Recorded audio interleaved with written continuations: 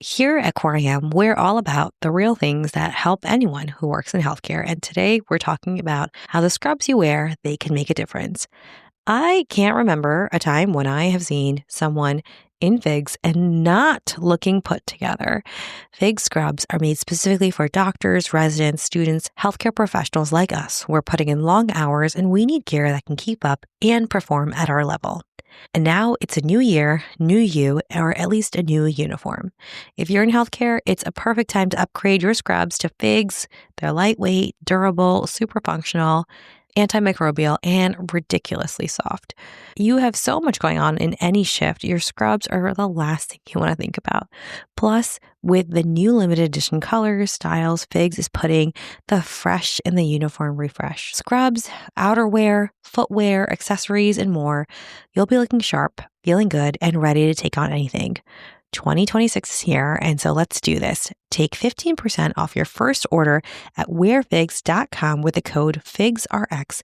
That's wearfigs.com, code FIGSRX. And with that, let's get back to the episode. There can be like 10,000 baby alligators on you in a day, and that those baby alligators are those little betrayals of purpose, and that you can just take off one little baby alligator at a time. I do recognize I have never actually seen a baby alligator, but then I finally did, and I was like, wow, they're huge, and they look fierce.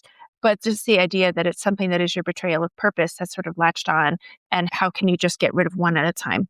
Because once you get rid of one, then you often learn how to get rid of others.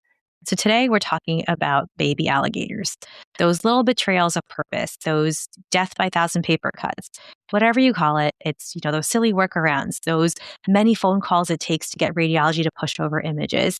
Oftentimes it leaves us feeling so angry at the system and, these inefficient workflows. Maybe you'll vent to the person sitting next to you, or you'll utter some curse words under your breath, or you try to go home and you don't want to think about it. You doom scroll until you feel some type of dopamine. But either way, I think all of us have been there, and I'm so excited for Headspace to think about this a bit more. I'm Dr. Shreya Trivedi. And I'm Dr. Marissa Castro, and honestly, I've definitely been there. But what do you think, Shreya? What if we could actually change some of these, baby alligators? I can't. It's always going to stick now. Yeah. And so we talked to someone who's actually made those changes and tried to take off some of those baby alligators one at a time. Dr. Eileen Barrett, she is someone who is so humble and gracious. And until you really probe her and ask her, you wouldn't know that she's made all these changes to the system she's been in. She's not someone out there trying to get credit, and she just has this superpower when it comes to quote unquote fixing broken systems, and not in the way where she's trying to overhaul a whole healthcare system, but in a very tactical, how can I make Monday less terrible way? And in addition to being an internist, Dr. Barrett is also the chair emerita of ACP Board of Regents and president of AMWA, the American Medical Women's Association. Yes. And I really like Dr. Barrett's philosophy, where she often thinks about it as what are the things that are big enough to matter and small enough to win, the baby alligators.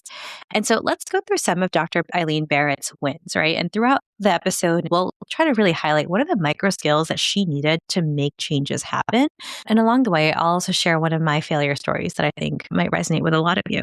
One sort of baby alligator that we got to speak about before that I felt like was very rewarding was we had a system where if you wanted to order Rifaximin for a patient, then you had to first call the pharmacist, because the pharmacist had to check to see if the patient would be able to pay for it after they left the hospital. We can have a respectful conversation about if that step is necessary, because even short courses of a medication with a mortality advantage, one would argue, should be given in the hospital, right? Anyway, but they had that you had to call the pharmacy first to see if you could get it approved, to make sure that they could get it even if they were on it at home, and to make sure they could have it after discharge. And that seems on its face value, possibly something really reasonable. Classic well-intentioned policy, right? To make sure that patients can actually pay for this expensive medication, but not so smooth of an execution, right? Because what ended up happening often was a game of phone tag.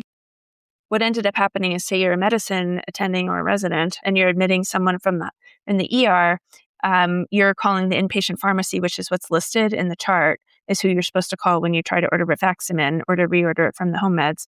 And you would call that person and they say, oh, they're not actually in the hospital, so you need to call the pharmacist in the ER.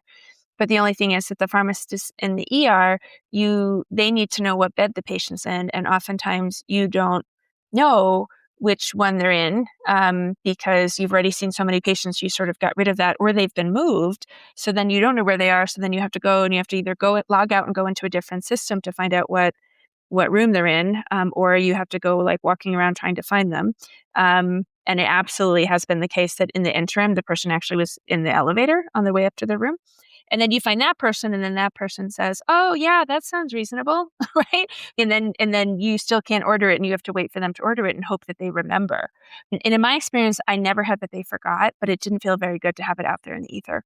So what I ended up upon finding, what the idea was, again, we have to check. I'm doing air quotes. We have to check to see if they can get it after discharge. Was what we just did was ask, well, can we just flip the process? Which is, can we order it and you check you're going to check anyway, and you're going to check to see if they can get it after discharge. And if they can't get it after discharge, just let us know, and then we'll figure out another plan. And so we switched that. And then we tracked it over the course of just a year. I mean, actually it was less than a year. And it was over 500 phone calls that we had saved just from that. And I'm not going to say that saving 500 phone calls in under a year is going to change the world, but it was just one example of something that we can do by just switching something in the workflow that can decrease the frustration or the thing that feels like it's getting in the way of you taking good care of the patient. Yeah. And again, I could see someone just being so frustrated, being like, oh my gosh, what is this workaround on workaround on workaround? Yeah. And mentally, how did you get yourself to write that email or have that conversation? And then what was that conversation and or email about?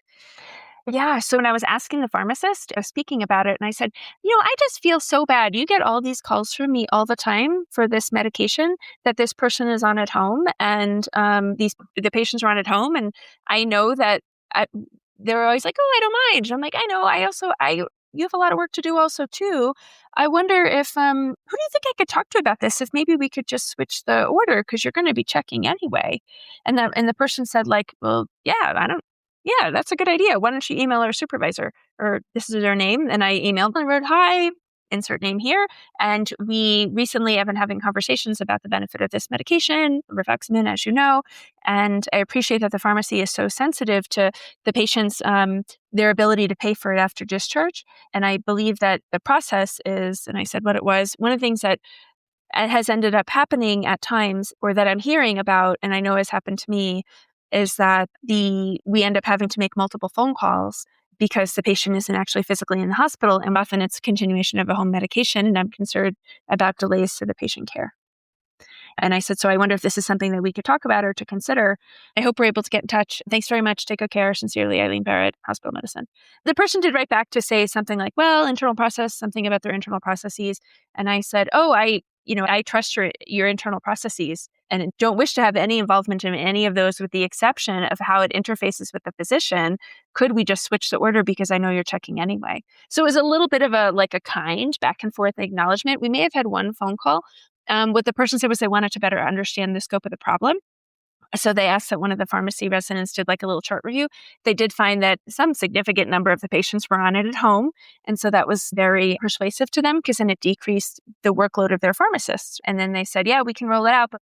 So much to unpack here. I think one of my favorite parts is that she started off with, I just feel so bad. You get all these phone calls from me all the time for a medication that a patient's already on at home. Yeah, no, for sure. I have definitely called the same person many times, but I also really like that she calls out the good intention behind the policy. She even wrote, "I appreciate that pharmacy is sensitive to patients' ability to pay." Definitely. And one of the things that I think is so powerful to point out too is that this wasn't a massive effort to save 500 plus phone calls, right? Mm-hmm. It was, she had one phone call with the frontline pharmacist, an email to the supervisor, and then a few back and forth, right? Maybe total time of 30 minutes to an hour tops, right? Small amount of time, but a whole lot of emotional intelligence and persistence. And I left a Post-it note on my computer at work that would say "follow up on Rifaximin." So if I didn't hear back after a couple weeks, I would circle back with a brief, "Hey, hope that all is well. Just wondering, I know that everybody is super busy. Is it something that anybody's been able to discuss yet? Or is there any way, if it would be helpful, I'd be happy to come to an upcoming meeting." Because you want to offer something, not just ask something in a follow-up. And then when they finally said they were going to roll it out, what they said was, but please make sure that you educate the physicians that they are not, that they are being careful, that this is a really expensive medication, that you're only giving it to people who absolutely need it. So I said, of course, I would love to.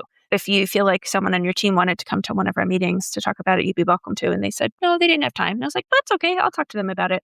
And then that was it. Yeah.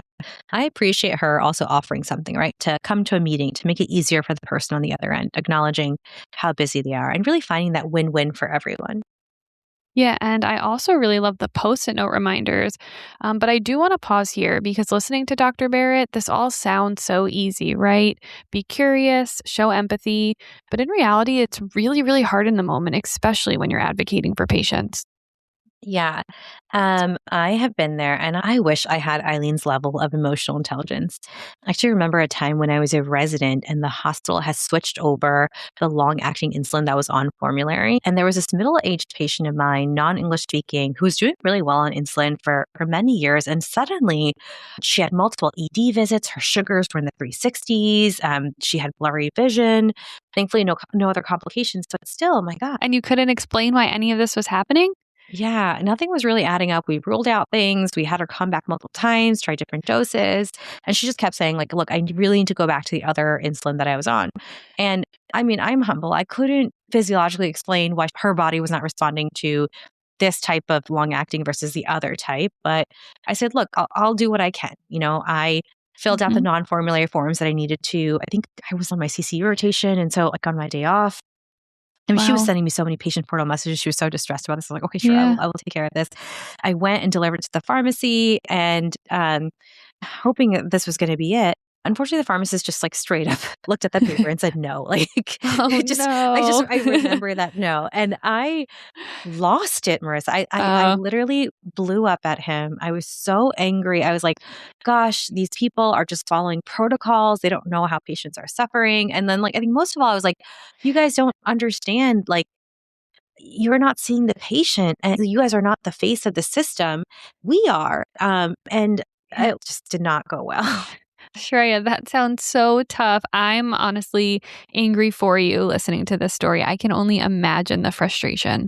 Yeah, I mean, well, don't be, right? I was not my best self, right? Like I walked out of those doors. I actually started crying, and I'm not someone who Oh, cries, but I was so upset at myself for raising my voice and probably one of my lowest moments in residency. And I think after listening to Dr. Barrett's stories and the micro skills that she uses, I do wonder, like, would the narrative have been different had I recruited this pharmacist to like actually problem solve with me, right? Could I have said, hey, okay, if it's a no here, then can you help me think about other hospital clinics where the insulin she needs is on formulary, right? Like instead, I just took that no at face value. I shut down and I made that pharmacist the bad guy in my head, right?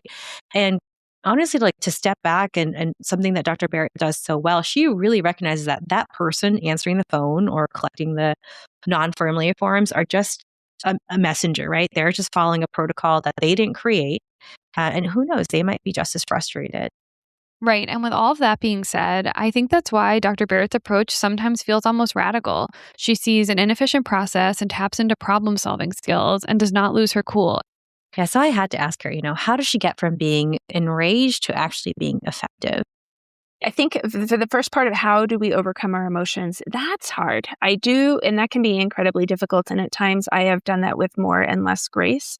I think that in general, if I try to think of something as a system story or as part of a system story, then it becomes easier to consider addressing it. True story. I think one of the reasons why I have an easy time thinking of things as part of a system is because when I was in college, I had a job where I worked on an assembly line. Like truly, when people say like, oh, this medicine is like an assembly line, I'm like, no, I worked in a factory on an assembly line. And it made me think about what can be automated and what wasn't, and also and what can be just how things can be done a little bit differently because it's safer when there's some degree of standardization, right? So I think I might have that disposition. I do think that it's harder now than it was. I do think that also because I've been able to get some of these successes over the years, then it becomes easier to see how getting these changes So I think anyone who wants to think, how do I first get over my emotions? I strongly believe people can only give what they have. Like I think that should be on a billboard in general. People can only give what they have. So they have to ideally have a mindfulness practice, be getting their sleep, that they feel cherished, that they feel valued. People can only give what they have. And that makes me think about your story, Shreya. I wonder what your interaction might have been like if you weren't on Q3 call rotation in the CCU. Yeah, fair. I think I've got to say, like, I've matured a ton since then, but I really also appreciate Eileen calling out that, these small wins beget other small wins. So each time you can draw upon those skills in a better way with each rep you go through. Exactly. And speaking of reps with the small wins, let's internalize these skills even more with our last story when all of a sudden nursing said they can no longer take verbal orders.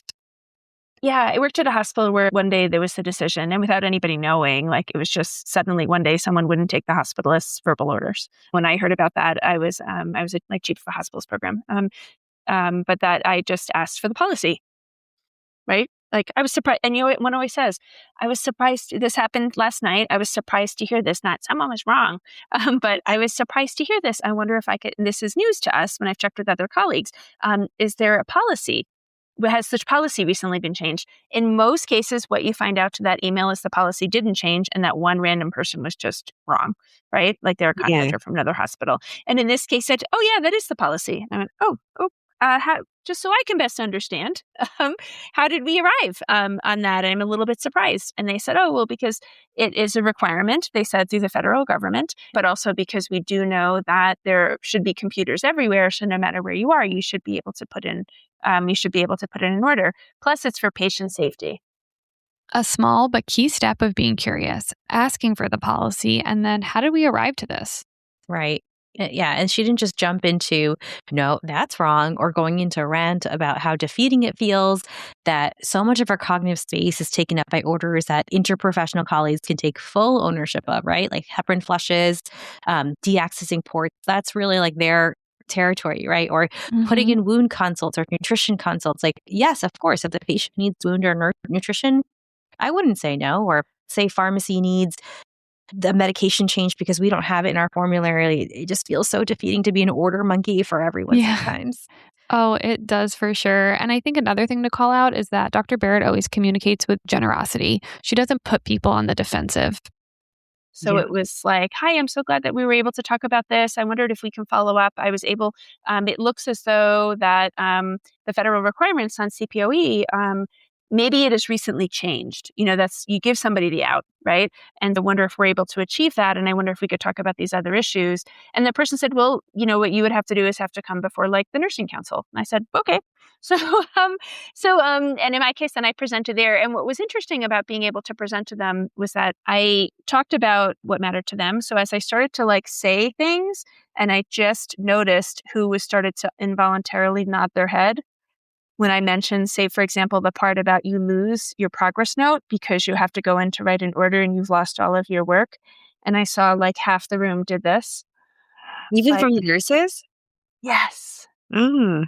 Yes. And then I thought, okay, that's the thing I'm going to lean into more here.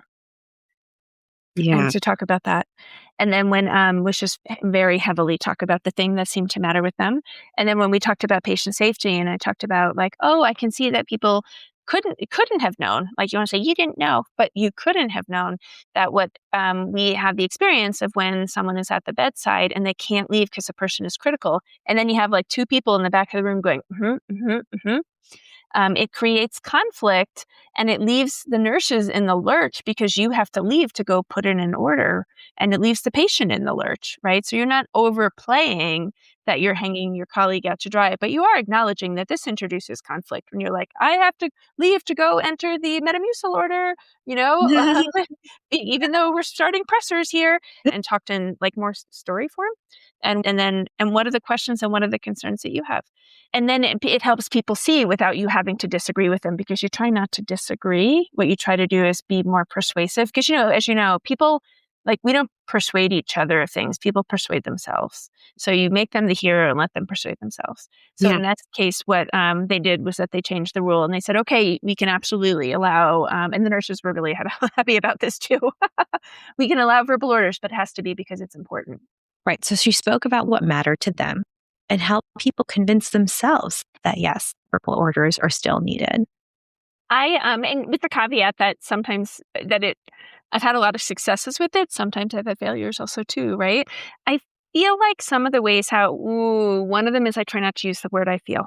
It is an objective scientific fact that the patients are waiting 4 days for an echo. That is not about my feel, right? That is not about my feeling.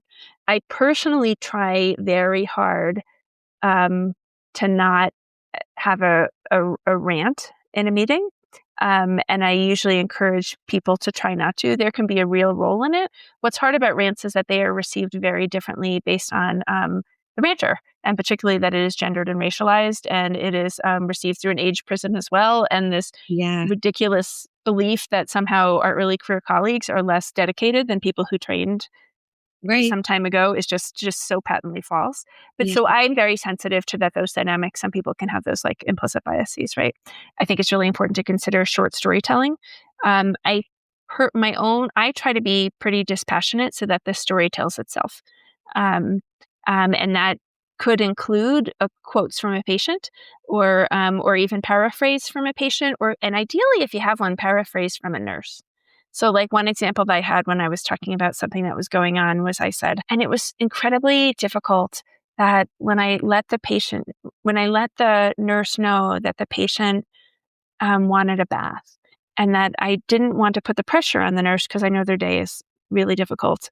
But that when I just said, I just want to let you know that they let me know that they wanted a bath, and that the nurse just like deeply sighed and their shoulders like slumped forward and they said, what I would do to have time to be able to give my patients a bath. Hmm. And I did the same thing with my body language because I cared about her expressing that problem. And I showed that care without it being, I feel, I think, I want, is allowed the anecdote to tell the story. Sometimes an anecdote more clearly tells the story than otherwise. So sometimes it's nice to have afterward. So I'm really concerned about our staffing levels and how our nurses are doing and how we can look to see to decrease what we're asking of them. I know that this doesn't fix it, but these are some of the things that I think could be opportunities to do so. Yeah. And you offer Just say what they are. solutions. And then offer solutions.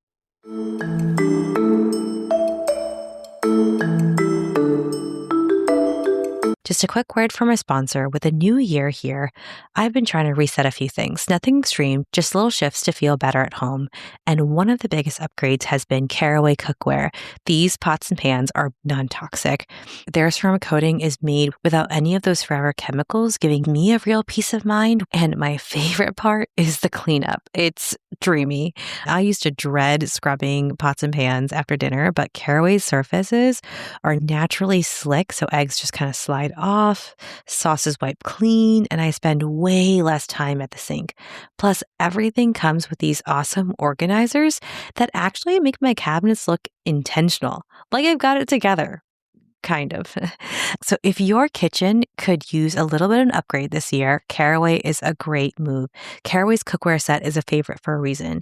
It can save you up to $190 versus buying items individually. Plus, if you visit carawayhome.com/CoreIM, you get an additional 10% off your next purchase. And this deal is exclusive to our listeners. So visit carawayhome.com/CoreIM or use the code CoreIM at the checkout. Caraway, it's non-toxic kitchenware made modern. And with that, let's get back to the episode. I always have meetings before the meeting. So I try to find out what will a successful meeting look like and what do I want to see to come result from that meeting. And that often is, and to not be wedded to my way, but just to know that having some degree of strategy is going to be more successful than none. Because I want to always be open to that. Someone could go in there with a much bigger problem than I've identified and with a much better solution than one that I've identified. So try to think about like, what is the North Star? What am I looking to get out of it? Who are my allies? Who can we speak to about how can we have the pre-meeting, essentially? What is the tenor of the room? I write down bullet points about what I think I want to say. And also I will, if someone has said something that lands with me or that supports a case for something that I think we need, give them credit for it in the room. So I'll say, like, just like I heard Dr. Trivedi's point was a really good one that I wanted to amplify, and then just choose like 7 words from that, because I don't want to give someone some big long soliloquy, right? But like try to find the common themes that we've already heard as I'm presenting what is the idea of what a solution could be. I also try to think about, when I am speaking about trying to like create some sort of a change, then I think about what is the skills that we get to be a better public speaker. And one of them is how we create presence. And just like how when we're talking with patients, how we just pause and then just go slower, because when you start to go slower, people often, they notice the change in your cadence and they know usually something important is coming. And so I'll often do that. I try to be mindful of how I'm sitting. We're speaking right now and I've just crossed my arms, but I actually very deliberately try to keep my arms open often. And when the person who is speaking is listening, like, you almost want to be their safe harbor so that they see that you are their ally. So when they're talking about what they did, to nod and to thank them. Yeah. Because they're people also too, right? So Yeah. it treats them like a human being. It also helps them see that you are their ally and that we're all on the same side, which is like, we want a healthcare system that works for the patients and also for the physicians. So much good stuff here. I love these stories. And maybe, Marissa, you and I can summarize, the next time we find ourselves frustrated on our 5th phone call, our 5th form for something, when you're short on time, maybe instead of just like venting to the person next to us, maybe our first move before we send off an email with a rant or saying something out loud that we might regret, to reframe, right? And Dr. Barrett does this very deliberately. She shifts from a venting mode to a systems mode. Exactly. This isn't a people problem, it's a workflow problem. Yeah. She doesn't think about, pharmacy is blocking me or nursing won't help. It becomes, okay, where is the process missequence? And she assumes good intent, right? And she acknowledges that out loud. Yeah, and that part really does matter. I appreciate that this policy was meant to protect patients. Naming that one sentence alone can change the temperature of a whole conversation. Right. And then she notices her language, right? She doesn't lead with blame. She leads with, oh, I was surprised to hear that. So it's a flag, not an accusation. And once she's regulated herself, the next step is how she opens a conversation. And this is where a lot of us do go wrong. She continues to lead with curiosity. She says, "Can you help me understand the policy? Has it changed?" And then acknowledges the original goal, which is often cost, safety, compliance, before talking about the unintended consequences. And honestly, that keeps people from getting defensive. Yeah. And then it comes to her real superpower, right? She thinks about the smallest change that actually matters, right? The big enough to matter, small enough to win. She's not trying to overhaul pharmacy policy. She's just trying to flip one step in a workflow. Yeah, and with Rifaximin, she did the simplest one. She let the clinician order it first and the pharmacy check affordability afterwards. Same goal, different sequence. And with that one flip, she saved over 500 phone calls. That's huge leverage for a tiny change. And she even offers to do downstream work, education, rollout, explaining the change to others, so the burden doesn't fall on the other team.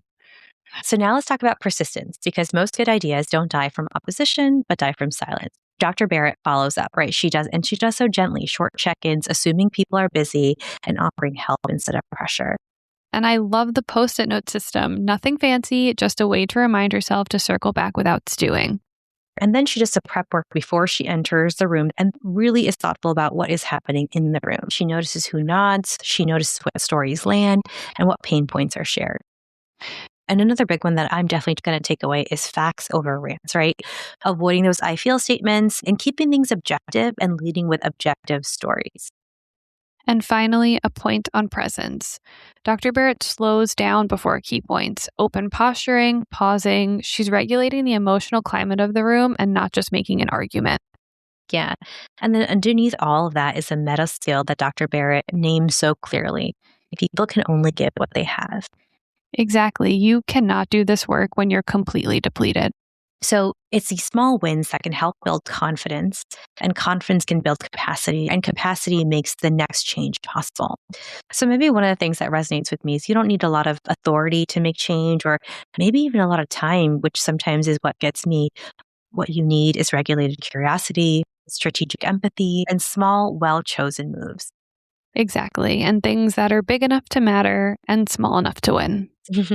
Awesome. Thanks so much for joining us. Let us know if this resonated, if you have any small wins that you'd love to share, any other micro skills that you used. They all kind of help all of us, especially in this day and age where it feels like there's so much going on in the world. Nothing matters. It's hard to know even sometimes where to start. But the everyday workflows are still kind of very real. And I'm sure there's a lot of work in progress that we all can do. Yep. Thank you so much. Take care. If you're a podcast host, listen up. This one's for you. My name is Allie Jackson. I'm the host of Finding Mr. Height, a dating and relationship podcast that I've been doing for 4 years now, sharing my positive and practical approach to dating that's built on my own life experience. And I wanted to share another experience that I've had, my secret behind monetizing my show. It's called Red Circle. And I was just telling my colleague about how much I love their platform. With Red Circle, not only am I getting a seamless hosting experience, but I also love the support I receive in ad sales. It's not just typical ad sales either. It's targeted opportunities based on my show and my life. And the platform is super simple. You just set your preferences and Red Circle matches you with sponsors that align with your show. You can vet every opportunity and their platform gives you great analytics. More recently too, my Red Circle team has brought me opportunities outside of my podcast on social media to really augment the podcast partnerships, bring them full circle. I just can't recommend them enough. If you want to give it a try, go to redcircle.com to get your free trial. That's redcircle.com for a free trial.